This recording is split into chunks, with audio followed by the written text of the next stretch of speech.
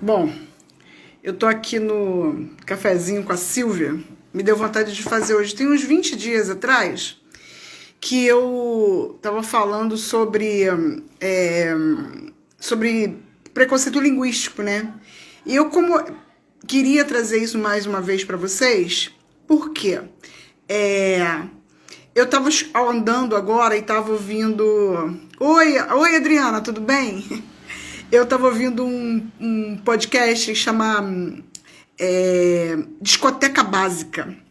E eles trazem, assim, sempre... Oi, Beatriz, tudo bem também com você? Eles trazem sempre algum álbum. E eu tava escutando sobre o álbum do Cartola, né? Como o Cartola escrevia super bem, muito bem, né? E eu tava falando da vida do Cartola, do álbum, da janela do Cartola, enfim, contando a vida dele. E eu vim me inspirando a falar alguma coisa sobre a literatura mesmo, né? Que é a minha área, sobre a língua portuguesa, como eu falei da outra vez, sobre o preconceito linguístico, que a gente não pode dizer que as pessoas falam errado, né? Cabe na fala, no registro da fala, uma maneira da gente falar. E na escrita a gente tem que usar outro registro, que é o da norma culta. Mas o que eu quero trazer para vocês hoje, que nós também podemos escrever com o registro da fala. E quando que a gente pode escrever com o registro da fala, né? Oi, Josué, tudo bom? Quando que nós podemos escrever com o registro da fala? Quando nós estamos escrevendo um texto de ficção, né? Quando nós ficcionalizamos o texto, né? Pois é, Flavinho, tudo bem com você? Cartola é uma inspiração.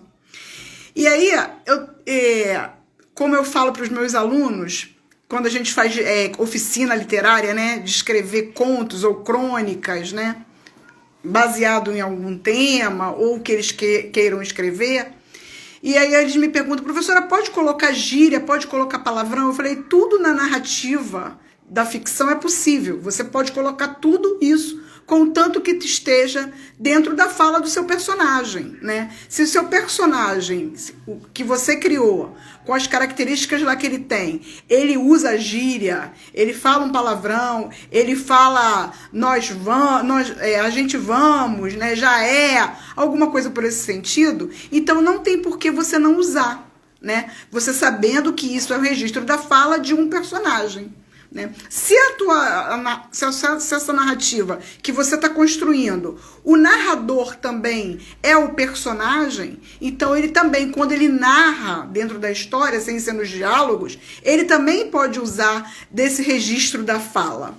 Né? Então, dentro dos textos ficcionais, isso é super válido, isso é possível, e eu trouxe alguns exemplos para vocês, vocês ouvirem e verem que é possível a gente usar esse tipo de registro, né, oral na escrita. Eu trouxe um texto que eu gosto muito, tá no meu Kindle, esse eu comprei no e-book, que é do Giovanni Martins, que é O Sol na Cabeça, que é um livro que saiu já ano retrasado, acho que foi 2019 ou 2018, se eu não me engano, pela Companhia das Letras. Ele já foi traduzido para o mundo aí. O Giovanni Martins, inclusive, já foi a vários países, né, para divulgar e lançar esse livro. Então, o conto dele, eu vou só ler um trechinho, só para vocês verem essa registro da fala, né, no texto. Chama Rolezinho. Acordei, então ele tá falando, acordei, tava ligado o maçarico, sem neurose. Não era nem 9 da manhã e a minha caxanga parecia que estava derretendo. Não dava nem mais para ver as infiltração na sala. Tava tudo seco. Só ficou as manchas, a santa, a pistola e o dinossauro. Já tava dado que o dia ia ser daqueles que tu anda na rua e vê o céu todo embaçado, tudo se mexendo que nem alucinação. Para tu ter uma ideia, até o vento que vinha do ventilador era quente, que nem o bafo do capeta. Então aqui tem várias questões. É um personagem narrador, né? Ele vai contar a história desse rolezinho durante o dia e ele usa aí o registro oral, né?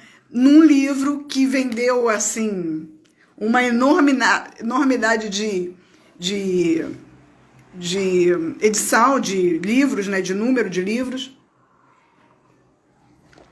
Então é para a gente ver que cabe também, cabe na escrita, só que numa escrita especial para esse tipo de registro.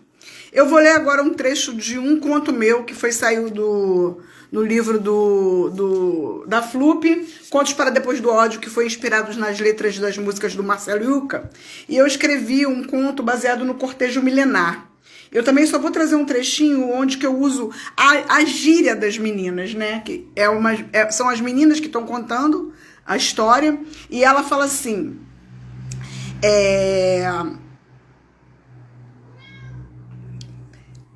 Onde que eu marquei? Ah, tá aqui. Maína mexe a panela com o brigadeiro que vai levar mais tarde para vender na escola. Mexe com precisão e dança ao mesmo tempo ao som de djonga. Ela fala, mana, como pode, né? Esse Spotify já foi grátis. Agora tem que pagar. Leva lá pros caras que eles colocam de grátis pra tu. Mas me conta essa parada de casamento militar. Não, de milhão, milenar. Então, e aí ela vai entrando com todo um linguajar daquele lugar, daquela região. Também tem isso, né? Cada lugar, cada pedaço do Rio de Janeiro usa uma determinada maneira de falar. E aí elas vão falando com esse registro coloquial da linguagem do dia a dia.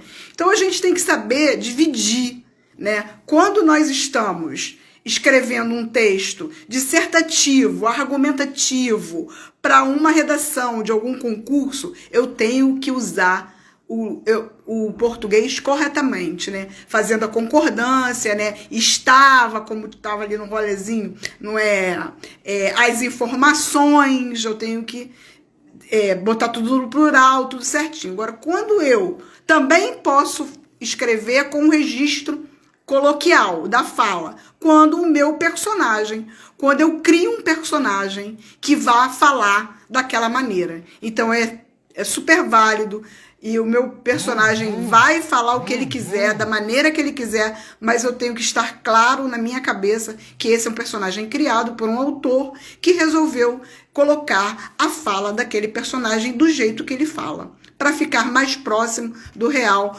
para poder ter mais próximo do leitor também, né? Então a gente fica muito mais próximo aí das leituras, da literatura que a gente, muito entre aspas, super entre aspas, a gente está denominando de literatura marginal, que fica à margem, né? Que não está no cânone, né? Que é uma literatura que está sendo feita pela favela, pela periferia, pelos autores que não são consagrados, e que a gente também pode escrever dessa maneira, sabendo que a gente trazendo esses personagens desses lugares, eles têm uma maneira especial para falar, e não é por isso que eles estejam falando errado. Então a gente tem que tomar cuidado de dizer quando uma pessoa, porque ela fala muito errado. Falar ela pode, né? E ela só não pode escrever. Se ela se comunicou, ela falou bem, então você entendeu o que ela disse, perfeito. Agora, quando você lê um texto escrito para um determinado lugar ou para uma determinada ocasião, nós temos que usar a norma culta da língua. Era isso que eu queria trazer para vocês hoje no Cafezinho com a Silvia. Eu vou vir em alguns dias. Eu queria ter vindo na sexta, mas eu fui para Sepetiba e meu telefone ficou aqui em Todos os Santos. Eu fiquei um final de semana inteiro sem telefone, o que foi muito bom, foi ótimo. Não me fez falta, sinceramente, e eu queria ter falado na sexta, mas aí me deu vontade de falar hoje, eu falo, também tem que ter uma obrigação assim, não.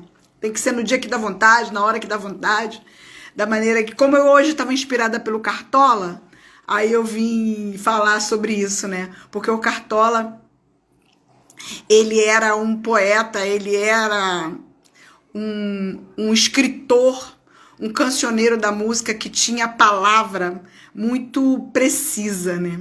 Axé para vocês também, saravá de quem é saravá, amém para quem já amém, axé para quem é do axé, A bênção que é de bênção. Obrigada por vocês compartilharem esse pedacinho de tarde comigo. E vai ficar gravado aí para vocês ouvirem depois. Tá bom? Um beijo grande. Depois eu vou trazendo mais coisas por aqui sobre a língua portuguesa. Essa maravilha que é o nosso idioma. Um beijão.